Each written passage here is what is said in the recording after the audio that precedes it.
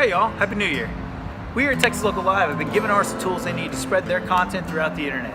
So this year, we're going to step it up a notch. Introducing our 2018 Songwriter Competition. Go to our website at texaslocallive.com/competition to register your entry. It's $25 per, and it'll get you in the running for the final competition. We will hold a top 10 final competition at Sundown in Granada on May 6th. So get those entries in soon, and we'll see you there. Good luck in 2018.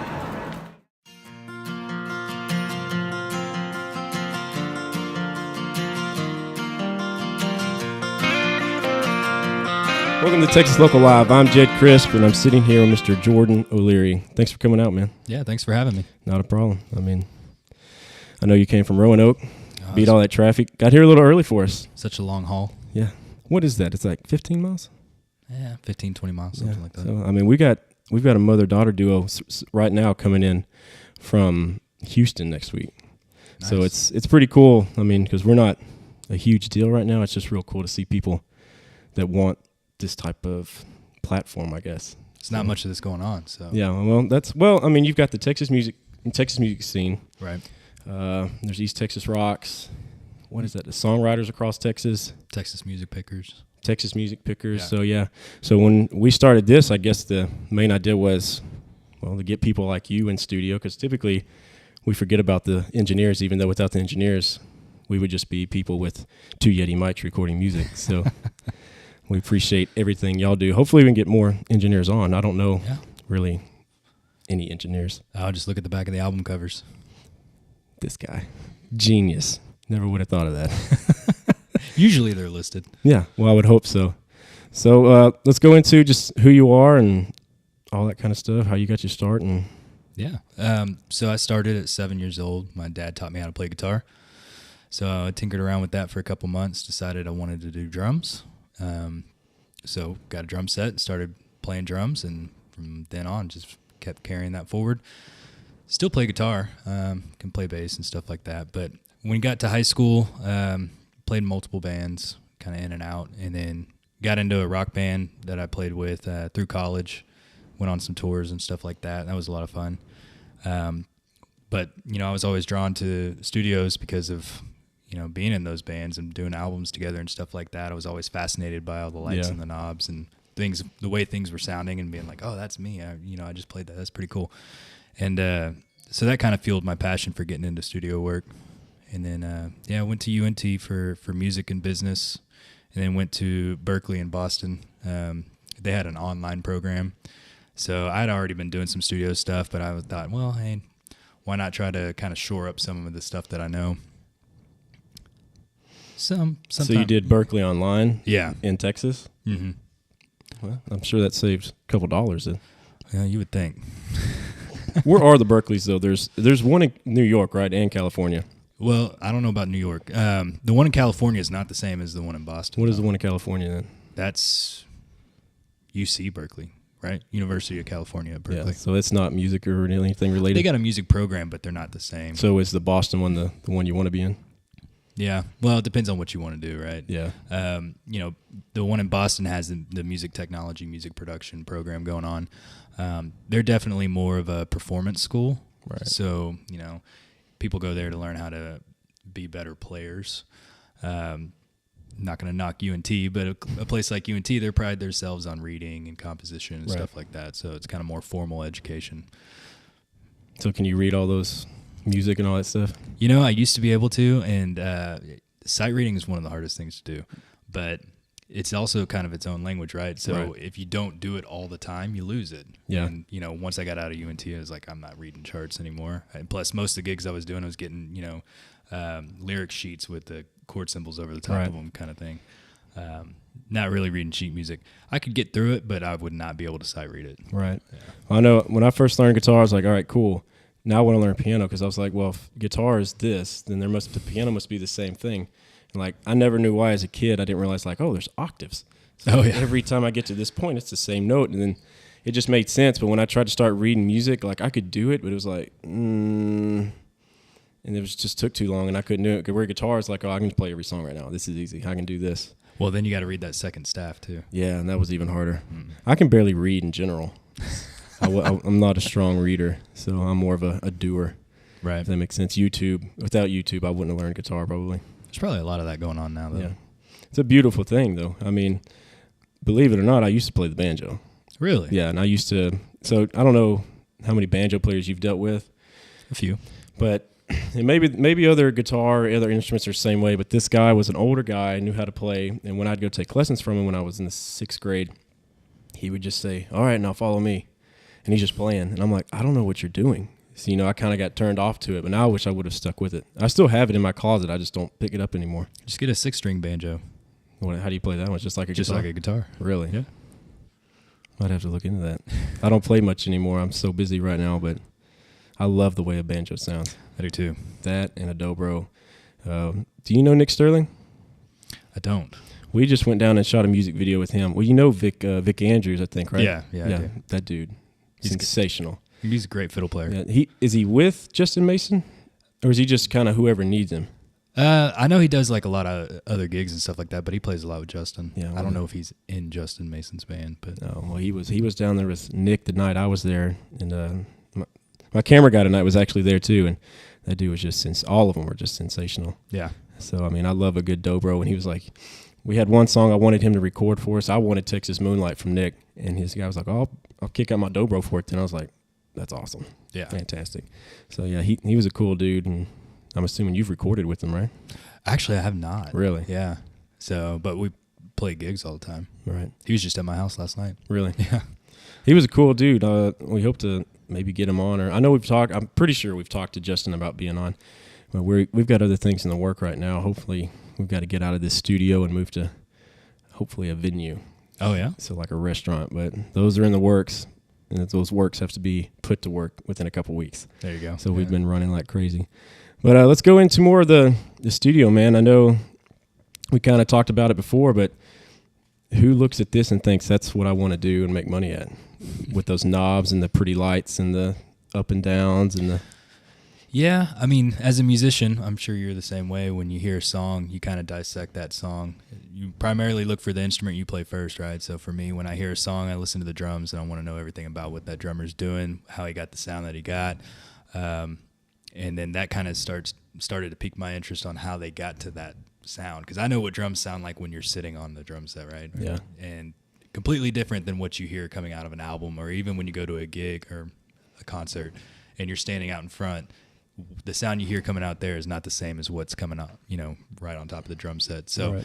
How you get from this raw sound to this super polished sound always interested me. So then I started getting in with mixing boards and EQs and compressors and mics and figuring out all the fun stuff that you can twist and turn to make drum sound really tight and punchy. I was actually watching something on Facebook today, and they were talking about the early 80s and Prince and somebody, maybe David Bowie. They were doing something called gated reverb. Oh, yeah. What do you think about all that? Well, it's a little dated. Yeah. Well, the reason the video was on Facebook because they said like some artists were bringing it back. Yeah, like it's coming making back. it circle around. What do you think about gated reverb? When I hear gated reverb, I think 80s and I think pop. So, in the country world or in the rock world, you have some reverb, but it's not gated, Yeah. so to speak. But, for most people who don't know what gated reverb is, reverbs, you hear the reverb and then all of a sudden it's a short cutoff. It's just done. Yeah. And so I can't think of a song right off the top of my head that has a really clear example of gated reverb. I know in that video, Prince's song, I think it was Kiss. Okay. Something like that. Because the way they described it was, because I've never heard of it. I don't understand what reverb does. I just know it sounds cool sometimes. Yeah. So they were like, usually reverb, and you stop me if I'm wrong. Usually reverb comes in loud and then peters out. And then gated reverb starts low, and then that's the way they described it on Facebook. Yeah, I mean, you can do that. Reverb can do that, but it's all about what the settings are for Right. the reverb. So, there's all sorts of different things. You can do what's called pre-delay, which is delay how long until the reverb comes in. But it depends on what you're sending to the reverb. Like something that has a really impactful sound, like say a snare drum, that they call that a really hard transient, and that kind of pop sound is what's going to make that huge tail of a reverb do like that. But you can do something soft like a steel guitar, and you know how a steel guitar kind of ramps into a volume? That's not going to have that kind of same reverb tail. It's going to kind of swamp up and get bigger. But with gated reverb, it's not so much that it cuts off naturally. It gets to a point and then just completely goes silent. Yeah. Do you think you could bring that in the country? You think you can revolutionize the country game? If somebody comes to me and says, I want a gated reverb on my snare drum, I will do it. I'll find a way to make it work. Maybe talk to the Jake about that. Oh, is he wanting gated reverb? He didn't tell me, but it seemed like he was kind of implying it the other night. Oh, man. All right. I might be making that up. No, but well, speaking of Jake, like he name dropped you. Oh, yeah. Says you're pretty good friends. Yeah. What do you think of Jake? Jake's a great guy, man. Yeah. Yeah, he's a phenomenal musician. He can play the crap out of guitar. Yeah, he was sitting down. He was kind of warming up the other night, and he was just like doing all kinds of stuff. Me, I pick up a guitar. I can play strung, like just the chords. I can barely play rhythm. And like Ben's a great guitarist too, in his own right. And Yeah. him and Jake could have talked all night about all kinds of stuff. I barely know. I'm not gonna lie to you. I don't know scales. No, when people call me a musician, I have to go, I don't know. I don't really know what I'm doing, but that's just me. You know what I like about Jake and his guitar playing is that he's one of those guys that he can pick up a guitar, plug straight into an amp, and make it just sound phenomenal. Yeah. There's a lot of guitar players that have to have this extravagant pedal board and have 40 different pedals on there. And they might actually need all those pedals for certain sounds, but he can pretty much do much of the same stuff just by plugging in. So he doesn't like to use those pedals, or he does, but he just dials up a little bit of distortion on the amp, and then he goes for it and sees kind of what he gets. And sometimes I'll have to be the one to be like, well, we should throw some reverb on that, or we should throw some delay on that, or kind of get this tremolo sound going. Yeah. But he's always just he's got a pure tone. I think he told us he's got an album coming out, correct? I think he's working on one. Yeah. Are you the producer for that one, or just one of them? One of them. I don't know. Jake needs to call me. We need to talk. No, I think we're working on an EP this coming year. So, well, it's 2018 now. He's a good this dude. Year. Yeah, I mean, he sang 2 of them for us, and they were just great. Of course, it really adds it when you can take an acoustic player and he can add his own solo riffs in there like that. I mean, that just ups your level. Oh, absolutely. So he's a good dude.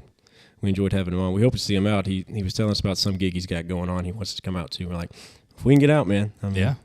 I can't remember where he's going though. I'd like to see him live.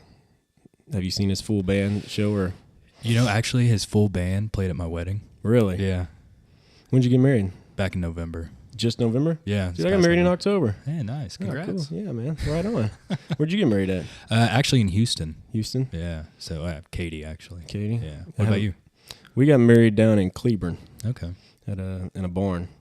It's I always think it's funny because I'm kind of from I'm not kind of, I am from Roy East, Texas, and my wife's from South Lake City, and it's been funny to me that she wanted a country barn wedding.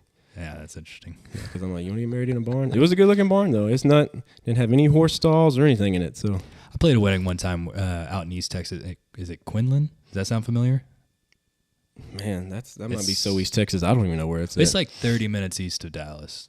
45 minutes east of Dallas. You mean around maybe Quitman? If it's Quinn, it sounds familiar, but see, I'm being from East Texas, 30 minutes east of Dallas. I don't consider East Texas. Oh, gotcha. Yeah. So, well, we did a wedding out there, and it was a Canadian wedding in a barn. Canadian. We have Canadians in Texas. Apparently, yeah. Wow. And their drink of choice was Crown Maple with Dr. Pepper. For some reason, that sounds right. Yeah, it was great. Yeah, I've never tried that, but that's cool, man. Were you playing drums? I guess I was. Do you gig out a lot, or? Yeah, I play a lot with Justin. Sometimes I play with some other people. Just depends. Studio keeps me pretty busy. So is studio like your full-time job, or do you have a daytime job? I do have a daytime job. What do you do? Got to pay the bills, you know. I actually work at Peterbilt. Peterbilt? Yeah. Construction company, right? No, they make the semi trucks. So their plant's right there in Denton. That's right. Well, I didn't know that. Yeah. Speaking of Denton, I've heard the rumors that Amazon's coming to Denton. Have you heard that? I heard they were coming to, I think it was Westlake. Is it Westlake, really? Or maybe somewhere down in there. Oh, well, but maybe Denton. That's the rumor. Well, it makes sense to me. There's so much property in Denton, and it's fairly cheap. And they're putting a headquarters, I think, up there. Oh, that'd be cool. Or something. So, I mean, personally, somebody who just bought a house in Ponder, I need Amazon Oh, to you want land them to there. come in I there. need them to land there so my house goes up in value and I can sell and leave. Yeah, be careful what you wish for. House goes up in value also means more taxes. Yeah, well, no, Trump's fixing that. Anyways. No, but I know we kind of talked about this before, that you're not the anal one when it comes to the metronome, right? Well, maybe. Maybe. It just depends on the song. So I think some songs, they absolutely have to have a metronome. They got to have a grid. Some songs, I would call them the more intimate kind of songs. Excuse me, the slower ones, usually. But those kind of have a push and pull to them, and you can't lock that into a metronome and get that same kind of feeling. So it just depends on the song. Do you ever tell an artist, obviously they're supposed to come in prepared. If you're usually going to go to a metronome when you come into the studio, do you ever tell an artist after so many takes, like, go home, practice? Because you're wasting your time, essentially, if you're waiting. I would feel like I was wasting time. Well, it depends. Sometimes they'll ask me, what do we need to do here? And I'll tell them their options. Sometimes I just stay out of it and let them try to work on it and try to figure it out. Sometimes when you're working with Pro Tools and stuff like that and you got to put on a click or a metronome, it's essential because you're going to be lining up other instruments on other takes over and over and over again. And so if there's not a whole lot of that going on, then I don't worry too much if they're on the metronome or not. But sometimes if it calls for it, I'll have to say, do you want me to play the part? Or, if they're not too far off and they want me to fix it, you can do all sorts of crazy editing in Pro Tools and make everybody sound like a robot if you want to. Yeah. So you don't think you'd hurt their feelings if you jumped in on the drums and did their part immediately that they've been doing? I've been fortunate enough to work with great drummers. So the drummers that I've worked with, we didn't have that problem. Right. Have you ever had to jump in on any instrument for somebody, or? Yeah, I have. It's not a fun situation to be in sometimes. Yeah. But, usually, especially if you're working with a band, somebody's got to make the call, right? Somebody in the band. And usually if I'm thinking it, somebody else is thinking it too, and they beat me to the punch. And they say, well, what can we do here? Or, they know I play multiple instruments, so they'll say, hey, can you just do this part? I try to work with the particular player if I can. Yeah. I'd rather them do it, have them impart their own kind of sound, know that it's them playing instead of somebody else coming in playing over the top of them. Man, where do you get the confidence to jump in and do something like that? I'd be just sweating up a storm, and I just play rhythm. Well, to be honest with you, when it comes to guitar, I'm more of a rhythm guy myself. So rhythm guitar or bass or drums, anything like that, that's fine. I can jump in. But if it's like lead, then I'm calling Jake or somebody to come in. It's a good idea. He can do it a lot quicker and make it sound a lot better than I can. Yeah, well, that's cool, man. So what else is coming up for you? Well, I got like 5 or 6 projects coming up, kicking off next week. So just kind of slowed down, took some time off for the wedding and the honeymoon, stuff like that, and just now getting back into the full swing of things. Where'd you go on your honeymoon? We actually did a cruise to Really? the Caribbean, yeah. For a week? Actually, 10 days. 10 days. It was amazing. We went to Mammoth Lakes, California. You know where that's at? No, I don't. It's amazing. It's I think they actually just held the Winter Olympics there, the Winter Olympic trials. Is it Northern California? It's, where Yosemite's at? Yeah. It's, if you were to walk straight from Mammoth Lakes to Yosemite, it would be a straight line almost. Oh, okay. So Gotcha. It's almost right there. But if you drive, it takes 2 hours. Imagine that. Yeah. So go all the way around. What is that? Tayuga Pass, maybe. I don't remember what it's called. We got up. My wife, I'm a huge hiker. I love to be outside. I made her get up at 4 o'clock, I think, one morning because I was just stoked. It's our honeymoon. I'm like, yeah, we're going to Yosemite. So Yeah. we're going to do Get that. So, yeah, we get up, and it takes 2 hours to get to the park. But, man, it is unbelievable. The photos don't do it justice. Oh, yeah. So if you get the time and money, you need to go out there. And Utah. Have you been to Utah yet? I haven't been to Utah. Oh, man, Utah's amazing, too. That whole Montana, Wyoming, Utah, that kind of area. I've never really been there. Oregon or Washington, gone there plenty of times. But what's it like up there? I haven't. Besides, what is it, Mount Rainier? yeah, Mount Rainier. Yeah, I don't know what's really up there. Just a whole lot of trees. So just go to East Texas, essentially. Yeah, exactly. It's funny because they say in Seattle, there's it always rains. Yeah, it doesn't. It doesn't always rain. It rains a lot, but it doesn't always rain. So you're telling me they're just liars up there? Well, they want you to believe that it rains all the time so that you won't move up there. Oh. Well, That's fair, I guess. Yeah. I honestly don't think I'd want to move up there. It's expensive. Yeah, I want to move to Colorado more than anything. Oh, yeah. I got family in Boulder. Boulder's nice. Yeah. It's really nice. We actually my camera guy back there, he went with us to last June. We went up to the Rocky Mountains and did all that. Before that, me and my wife we drove to like Candyland, Zion, Bryce. We did all those and came through. That was my first time coming into Colorado, and I was like, you know what? I think I could live here. Let's move here. But have you been to Telluride? No. You got to go to Telluride too. I need to try that. I think the only skiing or snowboarding I've done is Wolf Creek. See, I've never actually skied or snowboarded. Really? Like, I have no interest in skiing or snowboarding really, but like I dragged him it was the beginning of June, snow still on top of the mountain. We were like knee deep hiking. I'd rather hike through snow to a 14,000 foot mountain than. Well, speaking of skiing though, there was guys basically running past us on the trail with skis and snowboards, and they got to the top and just dropped in. I was like, that's crazy. These guys are out of their mind. Like, it's like this. Like, what are you doing? I can barely walk. Yeah. I'm dying of altitude sickness, and you're like, well, it's 4:00. Might as well go snowboarding today. Yeah, exactly. No, I can't do that. Well, I mean, is there anything, do you have any social media plugs or the studio you use, or do you in your house? Or Yeah, so it's, I like to say I have a house in my studio. So, yeah, the entire second floor is the studio. So that kind of makes it nice, separates it from the home. How'd you talk your wife into that? Well, luckily, there wasn't much talking into. When we met, I was already doing this, so she knew what she was getting into. But, it's great. I love it. So, excuse me. But what was the question again? I'm sorry. What was the question? You don't even remember. It was social media plugs. Yeah. And coming into like your house and your Yeah. studios and where you do it all. Yeah. So the studio, name of my studio is The Record Chamber. So you can find us on Instagram, Twitter, Facebook.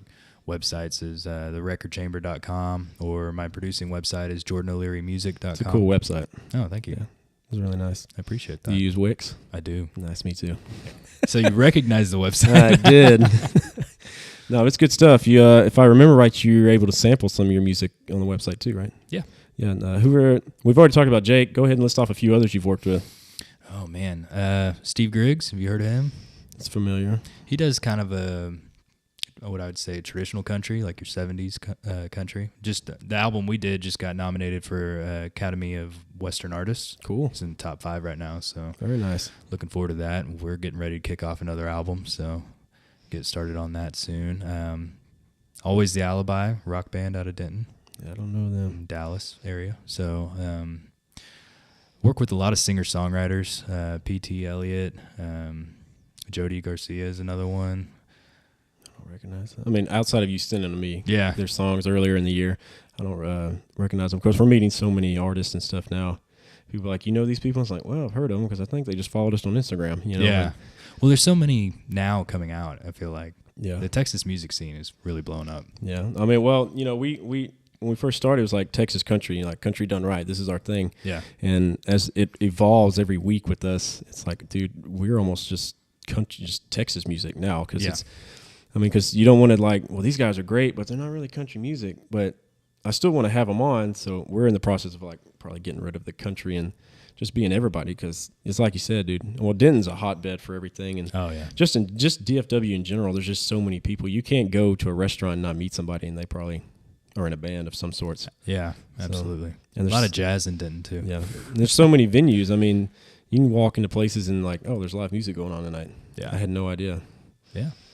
So, well, that's cool, man. Well, if you don't have any more social plugs or anything, just you got to get off your chest for YouTube to hear. Oh, yeah, YouTube. Yeah. I'm on YouTube, too. Just, what'd you say the name of your studio was? The Record Chamber. The Record Chamber. Yeah. Oh, I had a question while we were talking about that. Did you soundproof your house? I mean, is your wife okay with you basically having people over to hang out and? I mean, it doesn't. You walk in there and you don't think you're in a house. To be honest with you, there's treatment everywhere. There's gear everywhere. When she's downstairs, she can't really hear anything that's going on. So that's good. Yeah, that's good because I talked to my wife because we're trying to move studios, just locations, and one of the potential ones is our house. And she's like, well, as long as you can be done at a certain time because got a baby on the way and she's working all day. I was like, I understand. So, Yeah. I think her only complaint is when I'm drumming and I'm hitting the kick pedal, you can hear it coming through the floor. I'm sure. Well, that's cool, man. Well, Jordan, we appreciate you coming out all the way from Roanoke. Yeah, thanks for having me. Hopefully we can find more studio engineers. If you know anybody, Yeah. just tell them, hit us up, and if we can get them on, we'll get them on, and We'll do. all that stuff. And hopefully this new location works out for us down the road, and we hope to see you out and maybe get some pointers on how to, mix stuff live. Oh, yeah, That would definitely. be extremely helpful. Yeah, I'll give you some tips. Well, cool. All right. Well, Jordan, again, thanks for coming out, and you can find his stuff coming out tomorrow. Will be the podcast. We'll have this on the podcast tomorrow on SoundCloud. Okay. And then YouTube is going to be Friday. And before we stop, because we forgot last week, I have to mention we have a songwriter competition coming up, Sundown at Granada. I don't know if you've heard of it, but it's going to be at Sundown Granada, May 6th. You can enter at our website at texaslocallive.com/competition. It's $25 to enter. We've got, for the grand prize, we've got $50 Raising Cane's gift basket, 8 hours of recording time at the Noise Factory in Georgetown. We're going to shoot a music video for you if you win. Free T-shirt, free set of strings. I mean, it's something we tried to put together that can really help That's a great the package, artists out. man. I mean, personally, I've been a part of a few of them. It's like, oh, here, you won, great. Yeah. Me and Ben really wanted to get something that's really helpful for all that. But the Absolutely. sponsors we have, the Noise Factory in Georgetown, Raising Cane's, Cactus Cables. You know Cactus Cables? I don't. Yeah. I'm going to go look them up, They're though. sweet. The guy that runs the place used to be Sam Riggs's. He's going to get upset. Maybe bassist Oh, okay. a few years ago. Let's see. Obviously, the Sundown at Granada for letting us use their venue, and Say Anything Designs, and then the Voom Group. So got that in this week. Apologize to our sponsors, but we got it in this week. And Jordan, thanks again for coming out, and Yeah, thanks, man. I hope y'all check it out. Hey guys, thanks for tuning in. Be sure to like and subscribe to the channel. Check us out at texaslocallive.com for everything else that's going on in our world. Be sure to check us out on all the other social media platforms we have at Facebook, Instagram, and Snapchat at Texas Local Live, and we hope to be seeing you around there.